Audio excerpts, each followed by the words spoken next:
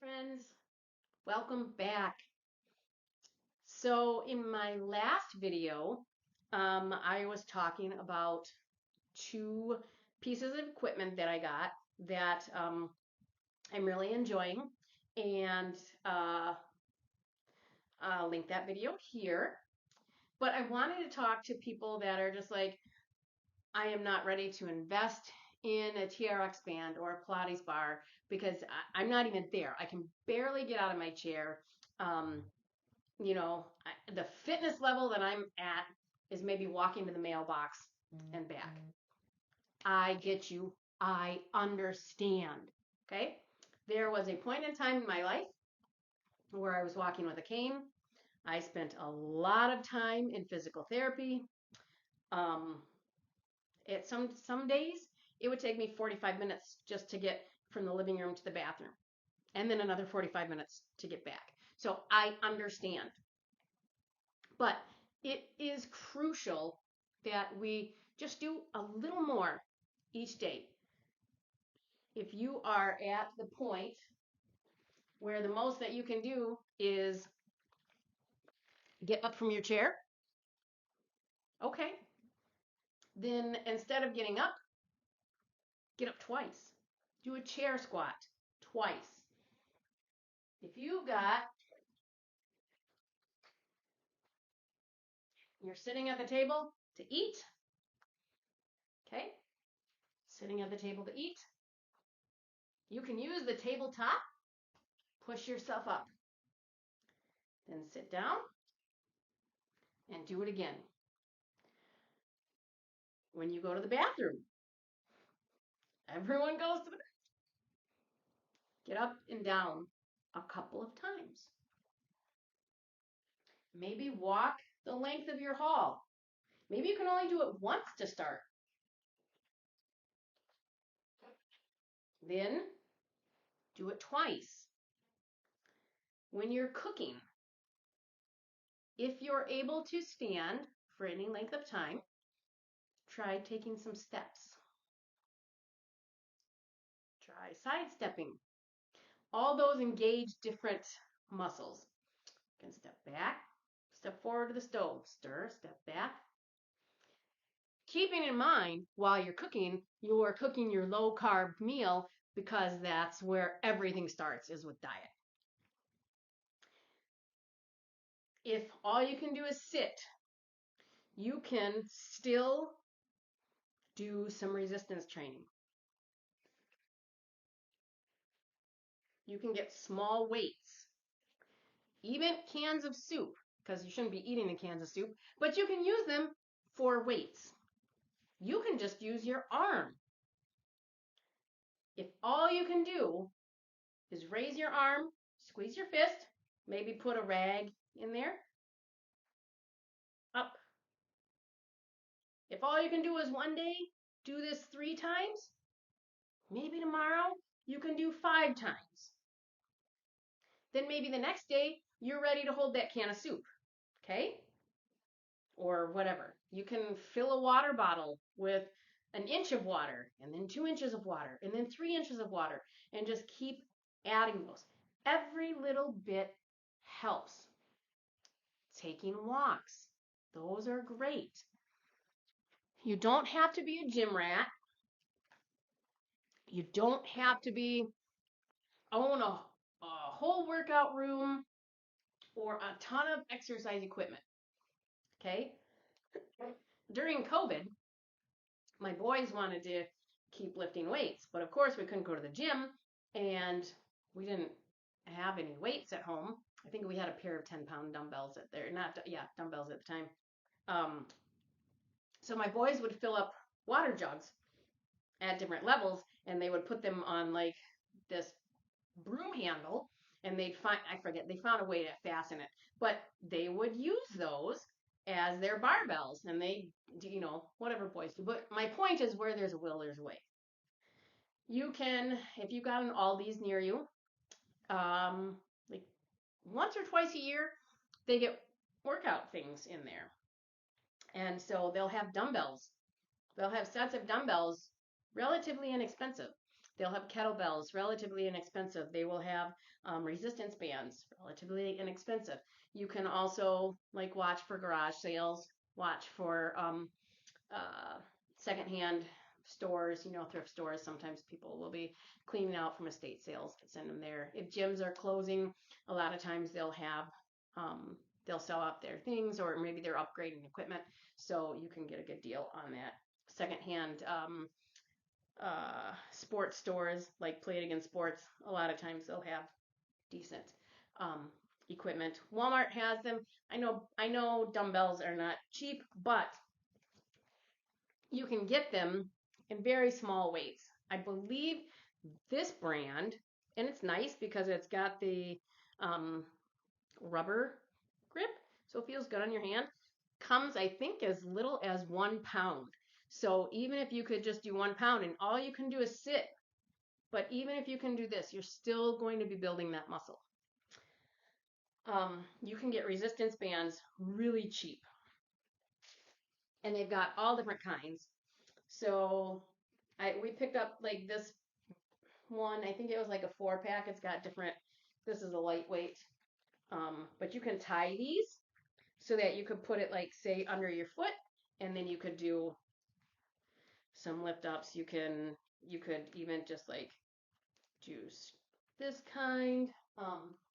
This is another band from the same set. You can see it's just a little bit heavier. So these are great ways to start with some light, building up that muscle, because when you build up that muscle, you're going to help as you change your diet and you're eating more protein and less carbohydrates. You are burning that fat. You're going to start losing that weight.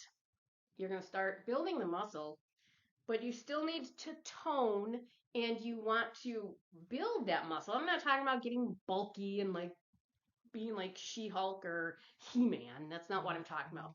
But the muscle, we need to build the muscle. It's going to help you become more insulin sensitive. So if you're struggling with diabetes or insulin resistance, when you get those muscles working, you start burning that stored glycogen and you make your muscles more insulin sensitive. It also sets a really great example for your kids to get off their duffs, not be just stuck behind a computer screen or a phone, and to get out there and play, because playing is muscle building. It's great. There's other kinds of resistance bands. Some of them have like 2 handles, so you could, like this one, you can stand on it and then do this kind. If you spread your, if you make your stance a little bit wider, it's going to put more weight on this, so it's going to give you more resistance. If you step in closer, it gives a little less resistance. I know where we got this one. I don't even know where we got this one from. Now this one's a closed one. You can get resistance bands like this with a D-clip. This is from my Pilates bar from the video that I just did, but you can hook these into any type of D-ring like this, and say you wanted to work. I mean, and some of these actually have, so you could remove the foot strap and then get an actual handle for that. But you can easily do this, and then you can get some side bends in. If you put it down lower, then you could go up. So there's all kinds of things that you can do. The point is, start somewhere. Even if it's only 2 minutes of walking, even just walking in place. And you can go on YouTube and you can find all kinds of just stationary walking.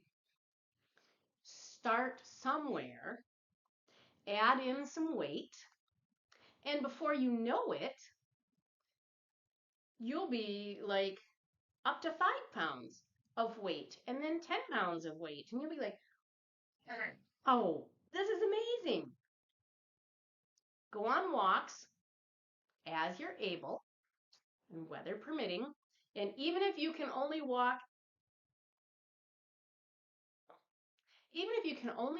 to the foot of your driveway and back, well, maybe the next day you'll be able to walk 10 steps further. I remember I watched a video of someone and they started out being able to walk like 80 steps. And so the next day they made that 90 steps. And like before they knew it, they were walking 3 miles. So if you can just do that, my friend Bill Knott from Alaska, I'm going to link his channel. That's what he does. He's been stuck in his house for 4 years because he was almost 700 pounds. Now he's down to like 460. But he hasn't been out of his house in 4 years. I don't know if I just said 7 or 4, but whatever. He walks back and forth. And he started out with being able to walk like 3 times, and then he had to stop and take a break. And he just kept increasing it. And now he's able to do other things. It's a great channel, very inspiring. Bill's a very, very inspiring person.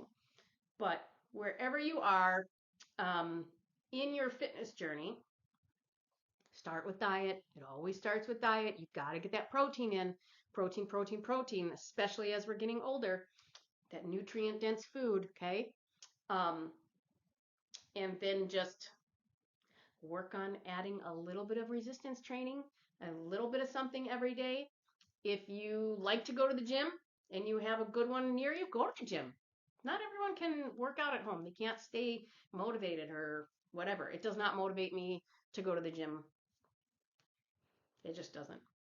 So I get motivated by the changes and then to do things at home. So find what works for you, but just do something. Move. And then share. When you do something, share it. If you're on social media, share.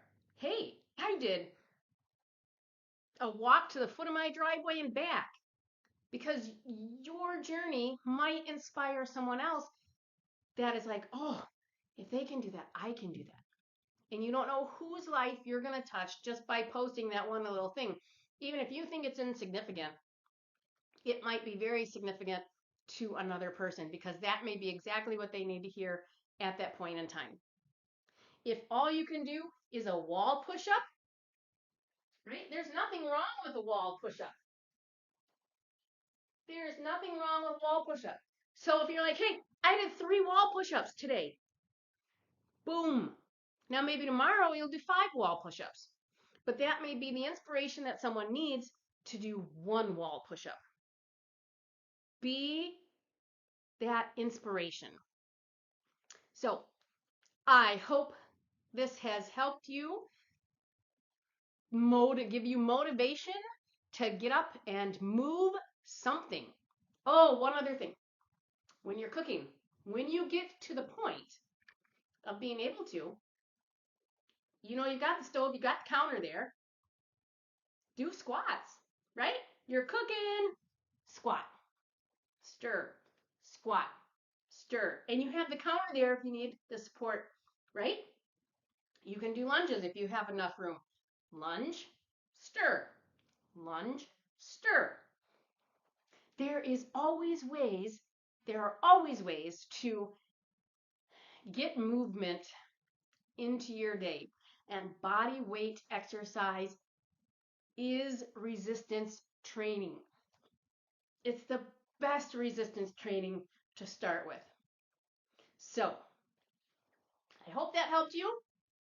Get out and move today and share how you did it.